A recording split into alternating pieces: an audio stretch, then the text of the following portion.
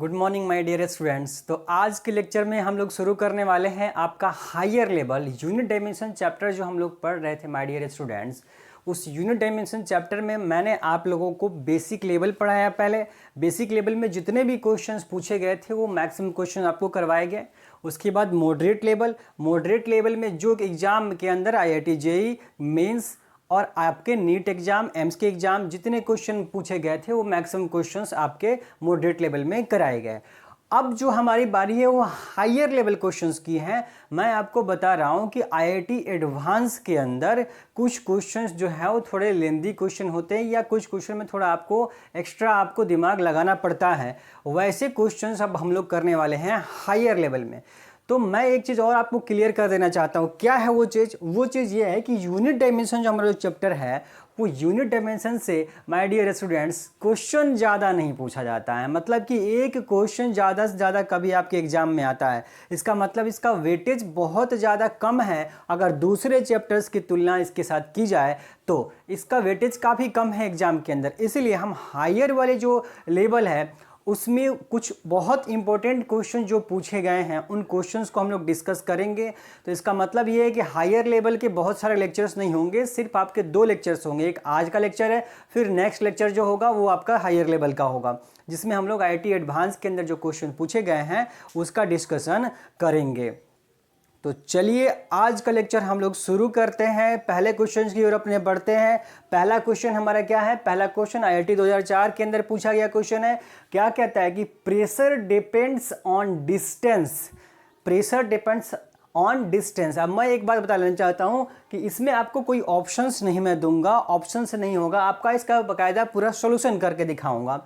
चलिए, pressure depends on distance as P is equal to, ये data दे रखा है आपको क्वेश्चन में, जहां आपसे कहा जा रहा है कि अल्फा और बीटा क्या है? कांस्टेंट है। ये अल्फा और बीटा क्या है? कांस्टेंट है। और Z क्या है? बोला डिस्टेंस है। Z क्या है? डिस्टेंस है। और ये K क्या है? K को बारे में बोला जा रहा है कि ये बोल्ट्जमैन कांस्टेंट है। क्या है? बोल्ट्जमैन कांस्टेंट है। एंड थीटा क्या है? टेम्परेचर है। थीटा टेम्परेचर है, Z डिस्टेंस है, K बोल्ट्जमैन कांस्टेंट है और ये अल्फा बीटा ये क्या है? एक कांस्टेंट है। और आपसे क्या पूछा जा रहा है? The dimension of beta is. Beta का डायमेंशन आपको निकालना है। और P क्या है? प्रेशर। आपको पहले ही क्वेश्चन में बोल रहा है प्रेशर है, यानी कि प्रेशर का कुछ फार्मूला दे रखा है ऐसा करके, उसमें बोल रहा है कि अल्फा बीटा कांस्टेंट है, Z आपका डिस्टेंस है, K बोल्ट्जमैन कांस्टेंट है और थीटा टेम्परेचर है। तो आपको क्या बता देनी है माय डियर स्टूडेंट्स? आपको बतानी है कि बीटा का डायमेंशन क्या होने वाला है। अब जो है बीटा का डायमेंशन आपको बताने से पहले आपको समझना पड़ेगा कि प्रेशर की जो वैल्यू है वो अल्फा बाय बीटा में समथिंग मल्टीप्लाई कर रहा है, एक्सपोनेंशियल लिखा है। अच्छा, ये समझ लीजिए कि EXP का क्या मतलब है? इसका मतलब एक्सपोनेंशियल फंक्शन दे रखा है। एक्सपोनेंशियल फंक्शन को हम लोग E के पावर से लिखते हैं, E का पावर x, इसको बोलते हैं हम लोग एक्सपोनेंशियल फंक्शन, जहां पे हम लोग ये x की वैल्यू 1 2 3 4 कुछ भी पॉसिबल हो सकता है, कोई कांस्टेंट वैल्यू होती है x की। और E जो होता है ये E खुद ही कांस्टेंट है 2.7, ये लगभग वैल्यू होती है। तो E खुद ही एक कांस्टेंट है और इस कांस्टेंट के पावर जो होती है वो भी कांस्टेंट ही होती है। तो एक्सपोनेंशियल फंक्शन में जो आपका मिलता है जो पावर होती है वो एक कांस्टेंट होता है। इसका मतलब हम लोग क्या जानते हैं कि कोई भी कांस्टेंट का कोई भी कांस्टेंट 1 2 3 4 अगर ऐसा है तो क्या होगा? डायमेंशन लेस क्वांटिटी होगा। यानी कि एक्सपोनेंशियल फंक्शन का जो पावर होता है वो क्या होता है? एक कांस्टेंट होता है। और कांस्टेंट का मतलब एक ऐसा कांस्टेंट जो क्या हो? डायमेंशन लेस हो, उसका कोई डायमेंशन नहीं हो। तो इस वाले चीज को जो आपको लिखा गया है इसको हम लोग E का पावर में भी लिख सकते हैं, alpha Z upon K theta. इसको रिप्रेजेंट करने का हमारा तरीका एक्सपोनेंशियल EXP का मतलब हो गया E और E के पावर में लिखा हुआ है। अगर आप ऐसे रिप्रेजेंट करेंगे तो साइड में लिख देंगे, लेकिन अगर पावर में रिप्रेजेंट करना है आपको तो आपको वैसे लिखना पड़ता है। इसका मतलब आपको दिमाग में रखना है कि एक्सपोनेंशियल फंक्शन का जो पावर होता है वो पावर एक कांस्टेंट होता है और जो कांस्टेंट होगा वो क्या होगा? आपका डायमेंशन लेस होगा, उसका कोई भी डायमेंशन नहीं होने वाला है। ये बात समझनी है, 2 बातें समझनी थी। एक बात तो हो गई कि इसका कोई भी डायमेंशन नहीं होगा, डायमेंशन लेस होगा। कौन? ये पावर वाला जो वैल्यू है। और दूसरी जो बात है कि distance pressure is equal to P is equal to alpha by beta, यानी कि अगर ये पूरा का पूरा डायमेंशन लेस है, इसका कोई डायमेंशन ही नहीं है, तो जो अल्फा बाई बीटा का जो डायमेंशन होगा वही डायमेंशन किसका होगा, प्रेशर का। क्यों? क्योंकि प्रेशर इसके इक्वल है और दो क्वांटिटी आपस में इक्वल तभी हो सकती है जब उनका डायमेंशन क्या हो, सेम हो। इसका मतलब प्रेशर का जो डायमेंशन होने वाला है वही अल्फा बाई बीटा का जो डायमेंशन निकल के आएगा वही होगा डायमेंशन, और इनका तो डायमेंशन है नहीं क्योंकि डायमेंशन लेस है, कांस्टेंट है, तो उसकी बात ही नहीं करेंगे। ठीक, तो ये मैं आपको समझाने के लिए क्वेश्चन मैंने बता दिया आपको कि कैसे क्वेश्चन सोचना है और क्या क्या चीज़ें आपको क्वेश्चन में दे रखी है। अब चलते हैं अपने सॉल्यूशन की ओर। सबसे पहले देखिए, अगर आपको बीटा का डायमेंशन चाहिए तो प्रेशर का डायमेंशन हमें याद होता है, और बीटा का डायमेंशन चाहिए अगर आपको तो आपको अल्फा का डायमेंशन निकालना पड़ेगा। अगर आपको अल्फा का डायमेंशन आप निकालेंगे तभी जाकर के आप बीटा का डायमेंशन निकाल पाएंगे। तो बोला सर अल्फा का डायमेंशन कैसे निकालेंगे, तो कैसे निकालेंगे, यहाँ से निकालेंगे, क्योंकि हमें बोल्ट्जमैन कांस्टेंट, टेम्परेचर, जेड सब दे रखा है और आपको अल्फा यहाँ पे है, तो बस हम वहीं पे लेके चलेंगे क्या कि अल्फा जेड अपॉन के थीटा, ये जो है ये क्या है, डायमेंशन लेस है, ये क्या है, डायमेंशन लेस। और डायमेंशन लेस को क्या लिखते हैं हम लोग, 1 लिखते हैं। डायमेंशन लेस का क्या लिखते हैं हम लोग, 1 लिखते हैं। यहाँ से अल्फा निकालिए तो सर अल्फा इजकल टू क्या हो जाएगा, ये के थीटा जाकर के मल्टीप्लाई कर जाएगा 1 में, और जेड क्या हो जाएगा, डिवाइड। तो अल्फा का वैल्यू मिल गया फॉर्मूला मिल गया एक तरह से, के थीटा अपॉन जेड। अब जैसे ये मिला वैसे हम लोग इसका क्या कर रखेंगे, डायमेंशन। जैसे डायमेंशन रखेंगे, अल्फा का डायमेंशन अगर हमको निकालना है तो क्या निकालेंगे, इन सब का डायमेंशन आप रख दीजिए। के होता है बोल्ट्जमैन कांस्टेंट, के आपका क्या है, बोल्ट्जमैन कांस्टेंट। बोल्ट्जमैन कांस्टेंट के जूल पर केल्विन बोलते हैं, उसको क्या बोलते हैं, जूल पर केल्विन। बोल्ट्जमैन कांस्टेंट क्या होता है, जूल पर केल्विन। यानी कि इसका अगर आप डायमेंशन लिखेंगे बोल्ट्जमैन कांस्टेंट का तो जूल यानी कि ml² T-2, ये तो जूल को लिखते हैं हम लोग, वर्क को, एनर्जी का डायमेंशन होता है ये। के क्या होता है, जूल पर केल्विन। जूल आपका यूनिट है वर्क का या आपकी एनर्जी का, तो वर्क का या एनर्जी के डायमेंशन ये हो गया, हाँ, जूल पर केल्विन, यानी इसके नीचे केल्विन आएगा, यानी केल्विन यानी कि ये थीटा। टेम्परेचर आपको दे रखा है किस में, टेम्परेचर दे रखा है थीटा में, तो केल्विन की जगह पे हम लोग थीटा यूज करेंगे। तो पर केल्विन यानी कि थीटा नीचे आएगा, ऊपर जाएगा तो बोला थीटा इन्वर्स हो जाएगा। इसका मतलब के का डायमेंशन आपका क्या हो गया, इतना हो गया। आगे चलते हैं, थीटा। थीटा बोला ठीक है, थीटा तो है ही है साथ में, तो थीटा ले लेंगे, और अपॉन में नीचे में क्या है, जेड। जेड क्या है सर, डिस्टेंस, तो डिस्टेंस के लिए क्या लिखते हैं, एल लिखते हैं।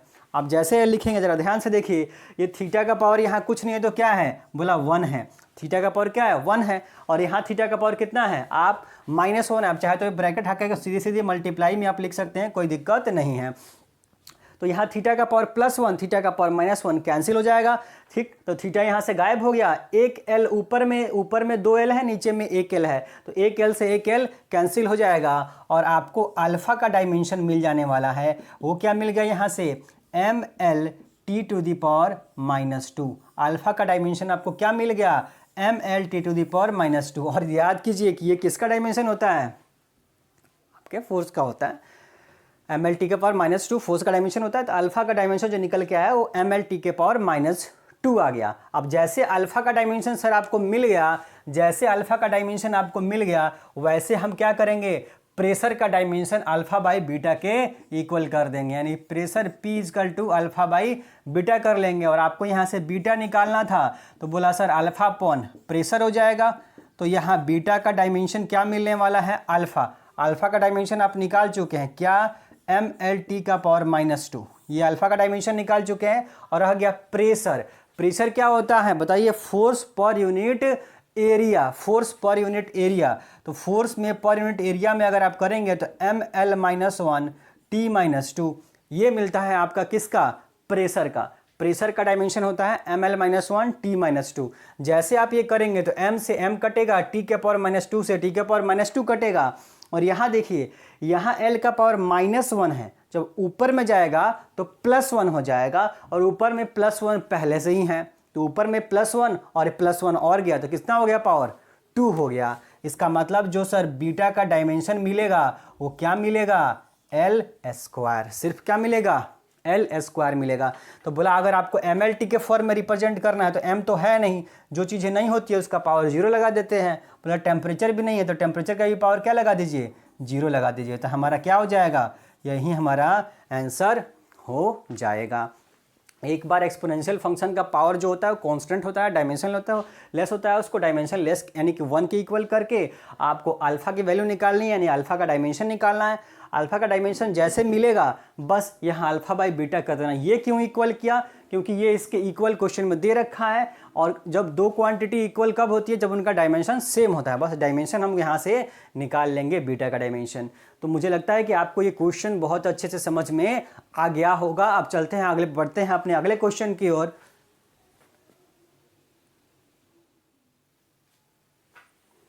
अब बढ़ते हैं अपने अगले क्वेश्चन की ओर। अगला क्वेश्चन सेकंड नंबर अगेन आपके आईआईटी के अंदर क्वेश्चन पूछा गया है। क्वेश्चन कहता है कि a wire of length L is equal to, जो वैल्यू दे रखी है, आगे बोल रहा है कि रेडियस आर, आर की भी वैल्यू दे रखी है आपके सामने, और मास की भी वैल्यू दे रखी है, और आपसे क्या पूछा जा रहा है कि maximum percentage error in density, यानी कि जो आपका वायर है इस वायर की डेंसिटी में कितना मैक्सिमम एरर होगा। यानी एक वायर है आपका, वायर है ये आपका, ठीक। वायर की लेंथ कितनी होती है, बोला एल होती है। ये क्रॉस सेक्शनल एरिया, इसको क्या बोलते हैं, क्रॉस सेक्शनल एरिया। और ये एरिया कितना होगा, बोला एरिया तो सर्कुलर टाइप का होता है, तो एरिया क्या हो जाएगा, पाई आर स्क्वायर, ठीक। ये आपका क्या हो जाएगा, लेंथ एल, और ये cross sectional area pi R square. तो अगर आप एरिया में लेंथ से मल्टीप्लाई करते हैं तो क्या मिलेगा आपको, वॉल्यूम। ये तो वॉल्यूम इजकल टू क्या हो जाएगा, पाई आर स्क्वायर, ये एरिया इंटू लेंथ, तो वॉल्यूम क्या हो जाएगा, पाई आर स्क्वायर एल। तो बोला सर आप ये कि वॉल्यूम क्यों बता रहे हैं, क्योंकि हमें क्वेश्चन में पूछा जा रहा है कि सर डेंसिटी बताइए। डेंसिटी, वायर की डेंसिटी में क्या एरर है वो आपको बताना। तो एरर तो हम तब बता पाएंगे ना जब हमें डेंसिटी की बात करेंगे, पहले डेंसिटी का फॉर्मूला पता हो। तो डेंसिटी इज इक्वल टू हम लोग जानते हैं मास अपॉन वॉल्यूम होता है। तो मास क्वेश्चन में देखिए आपको गिवन है, पर वॉल्यूम आपको क्वेश्चन में नहीं गिवन है, तो आपको सबसे पहले वॉल्यूम का फॉर्मूला बनाना पड़ता है। तो वॉल्यूम क्या हो जाएगा, area into length, area pi R square, और लेंथ कितना है एल, तो मल्टीप्लाई कर देंगे क्या हो जाएगा, आपका वॉल्यूम बन जाएगा। अब जस्ट जैसे वॉल्यूम बन गया तो हमें क्या पता है कि भाई डेंसिटी क्या इक्वल टू क्या होता है, मास अपॉन वॉल्यूम होता है, मास अपॉन वॉल्यूम होता है। बस मास के लिए m रख दिया और वॉल्यूम के लिए v, और v के जगह पे क्या है रखेंगे, पाई आर स्क्वायर एल रखेंगे। बोला ये फार्मूला हमको पता है। अब जैसे ये फार्मूला पता हुआ और आपसे पूछा जा रहा है कि मैक्सिमम एरर बता दीजिए, तो एरर कैलकुलेट करने के लिए जस्ट आपको क्या करना होता है, फ्रैक्शनल एरर का फार्मूला रखिए, 100 से मल्टीप्लाई कीजिए, आपका परसेंटेज एरर आ गया। तो बोला फ्रैक्शनल एरर की अगर चर्चा करेंगे तो यहाँ क्या लिखेंगे sir, delta rho by rho, delta rho by rho हो जाएगा। डेल्टा रो डेंसिटी में कितना एरर होगा, और ये ओरिजिनल डेंसिटी इजकल टू, देखिए ये क्या हो जाएगा, ये तो सब क्या हो जाएगा, पावर का कॉन्सेप्ट है। पावर का कॉन्सेप्ट में आप मल्टीप्लाई में हो या डिवाइड में हो कोई फर्क नहीं पड़ता, जस्ट आप पावर को क्या करते हैं, बाहर लेकर के आते चले जाते हैं। यानी यहाँ मास का पावर कितना है, बोला सर 1 है, तो 1 ले लेंगे, और मास के लिए कितना लिखेंगे, डेल्टा m अपॉन m लिखेंगे। आगे बढ़ेंगे, प्लस का साइन लगाएंगे, पाई से हमारा कोई लेना देना होता नहीं है। आर का पावर कितना है, बोला 2 है, तो 2 बाहर लगा लेंगे, डेल्टा आर अपॉन आर ले लेंगे, प्लस फिर लेंगे कौन, एल का पावर कितना है, बोला 1 है, तो 1 ले लेंगे, into delta L upon L ले लेंगे। ठीक है, बस हमारा फॉर्मूला रेडी है हमारे सामने, और बस ये सारे डेटा आपके क्वेश्चन में गिवन हैं। जैसे गिवन है रख देंगे वैल्यू 1 इंटू, जरा देखेंगे डेल्टा एम, इसे को ब्रैकेट में रहने दीजिए कोई दिक्कत नहीं है। डेल्टा एम मास में कितना एरर हुआ है जरा देखेंगे, मास में कितना एरर है, दे रखा है आपको 0.003, तो रखेंगे यहाँ 0.003 अपॉन ओरिजिनल मास, मास कितना दे रखा है ओरिजिनल, दे रखा है 0.3 रख देंगे, यहाँ 2 रखेंगे। डेल्टा आर रेडियस में दे रखा है, रेडियस में एरर कितना है, रेडियस में एरर है 0.005, कितना है, बोला 0.5 है, plus 1 delta L upon L, length में कितना एरर है, बोला लेंथ में एरर दे रखा है आपको 0.06 और ओरिजिनल लेंथ कितनी दे रखी है, ओरिजिनल लेंथ आपको दे रखी है 6। बस ये वैल्यू रखिए, वैल्यू रखते ही आपको क्या मिल जाएगा, वैल्यू रखते ही आपको मिल जाएगा 4 मिल जाएगा। देखिए 1 2 और 1 क्या हो जाएगा 4, और नीचे में क्या मिल जाएगा आपको 100। देखिए ये सब कैंसिल हो जाएगा, ये भी कैंसिल होगा, ये भी कैंसिल होगा, कि नीचे क्या मिलेगा 100 मिल जाएगा। तो डेल्टा रो अपॉन रो की वैल्यू हमें मिल गई है 4/100। तो पर हमें तो पता करना है क्या, परसेंटेज एरर चाहिए सर। तो परसेंटेज एरर के लिए क्या करते हैं 100 से मल्टीप्लाई, यानी इधर भी आप 100 से क्या करेंगे मल्टीप्लाई। तो 100 से 100 कैंसिल हो जाएगा और कितना परसेंटेज एरर मिलेगा आपको 4%, यानी आपका आंसर क्या हो जाएगा 4% हो जाएगा।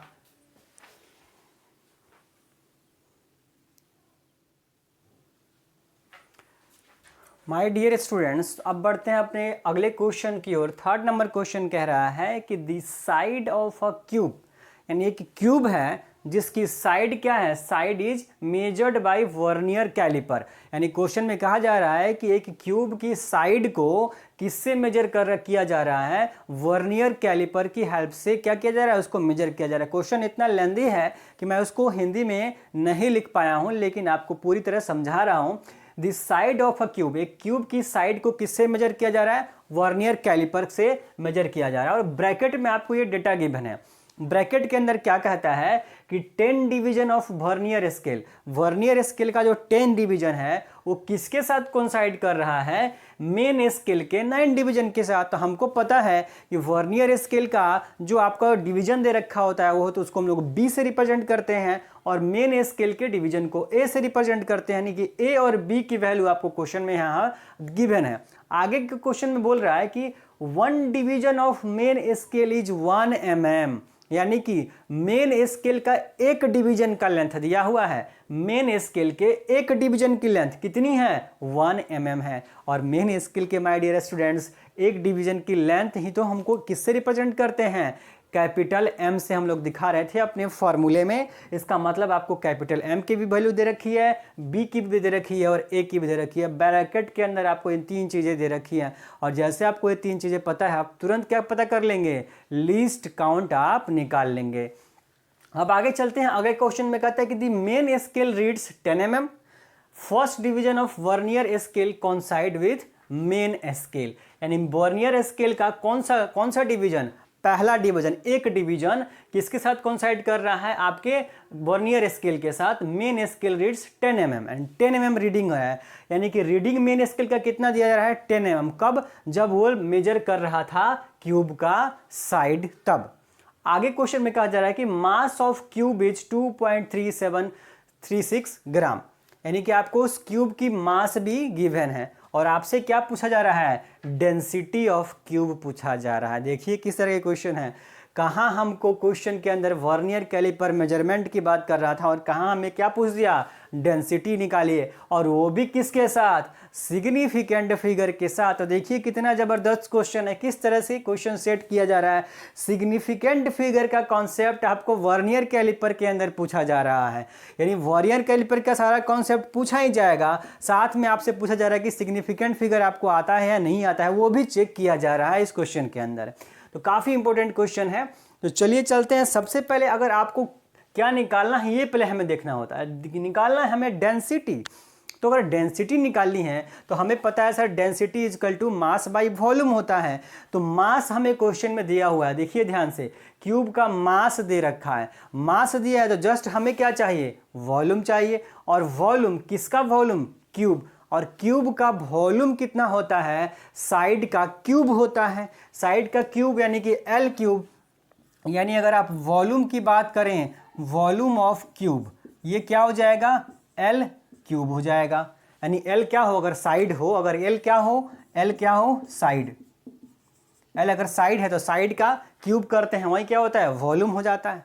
तो हमें मास दे रखा है और हम एल क्यूब रखेंगे नीचे में, आंसर मिल जाएगा हमें। लेकिन क्वेश्चन में यही तो आपको नहीं पता है कि इस क्यूब की साइड कितनी है, और उसी साइड को मेजर किया जा रहा है किससे, वर्नियर कैलिपर से आपको इसी साइड का मेजरमेंट किया जा रहा है। तो मेजरमेंट करके हमें इस साइड की वैल्यू पहले पता करना पड़ेगा कि इस एल की एक्चुअल वैल्यू कितनी आ रही है, और तब हम जाकर के अपने फॉर्मूले में इस एल की वैल्यू पुट कर पाएंगे। इसका मतलब है कि सबसे पहले हमें क्या निकालना होगा, हमें निकालना होगा साइड निकालना होगा। तो बोला साइड अगर निकालना है तो चलिए, मेजरमेंट का केस है तो हमें इसमें लीस्ट काउंट पता करना पड़ता है। तो सबसे पहले क्या पता करेंगे सर, लीस्ट काउंट पता करेंगे, और लीस्ट काउंट का फॉर्मूला हमको फॉर्मूला पता है b माइनस ए अपॉन बी। और आइए, हमें क्वेश्चन में गिवन है m का वैल्यू दिया हुआ है, एक डिवीजन मेन स्केल का कितना है 1, तो बोला 1 रख देंगे।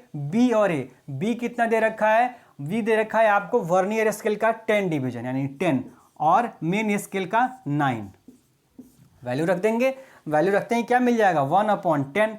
1/10 का मतलब क्या हो गया 0.1, और किसमें ये गिवन है कि क्वेश्चन किसमें गिवन है 1 की वैल्यू मिलीमीटर में, यानी कि 0.1 मिलीमीटर। ये क्या मिल गया आपका लीस्ट काउंट मिल गया, ये लीस्ट काउंट मिल गया। अब हमें बात करनी है इस क्वेश्चन में कि ये तो हमने लीस्ट काउंट पता कर लिया, अब हमें लेंथ की जरा चर्चा करते हैं कि साइड जो होगी वो साइड कितनी होगी। तो साइड जो है, ध्यान से देखिए, जब साइड आप मेजरमेंट कर रहे हैं तो कह रहा है कि मेन स्केल कितना रीड कर रहा है 10 mm, यानी कि जो हमारा ये साइड है, ये साइड मेन स्केल पे, यानी कि साइड निकालने के लिए हम जो फार्मूला लगाएंगे वो क्या लगाएंगे कि main scale reading, main scale पे क्या रीडिंग होता है प्लस हम लोग वर्नियर स्केल पे क्या रीडिंग है, और वर्नियर स्केल में क्या रीडिंग है उसमें किससे मल्टीप्लाई कर देंगे, लीस्ट काउंट से मल्टीप्लाई कर देते हैं। जैसे एक बॉल का डायमीटर कैलकुलेट करने के लिए आपके पास फार्मूला था कि उसमें भी आपको क्या फार्मूला था कि main scale reading plus circular scale reading into least count minus 0 error. अगर 0 एरर दे रखा है तो वो लगाते हैं, नहीं दे रखा है तो उसको भी हटा देते हैं। तो यहाँ कोई चर्चा नहीं की गई है तो हम लोग उसको लगाएंगे नहीं, उसी फार्मूले को यहाँ पे हम लोग साइड निकालने के लिए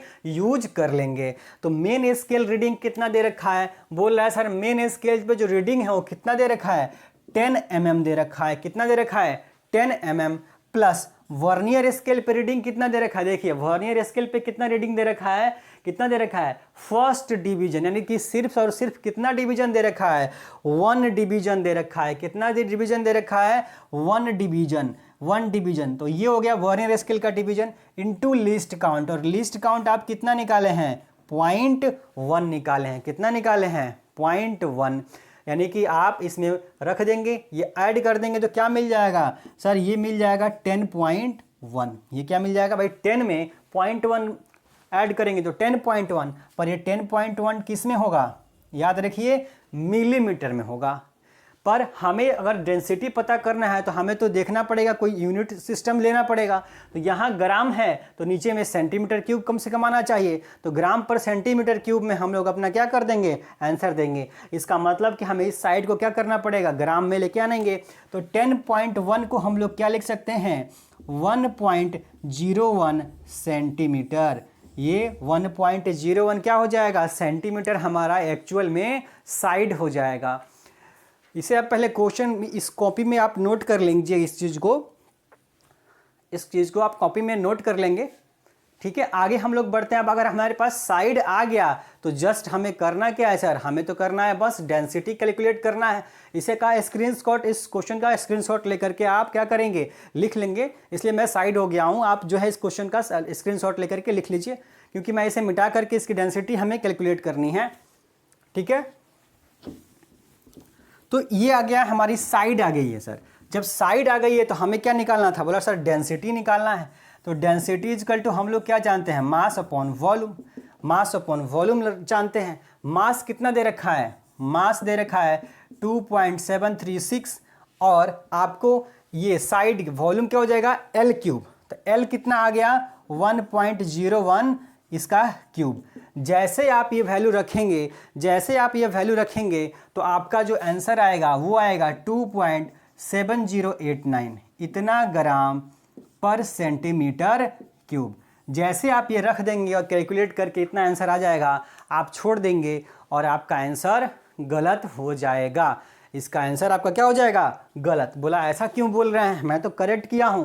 करेक्ट तो आपने किया, पर आपने वो लास्ट शब्द क्वेश्चन का छोड़ दिया। क्या था? With significant figure. Significant figure तो आपने चेक ही नहीं किया क्या था, इसलिए आपको सिग्निफिकेंट फिगर चेक करना पड़ेगा।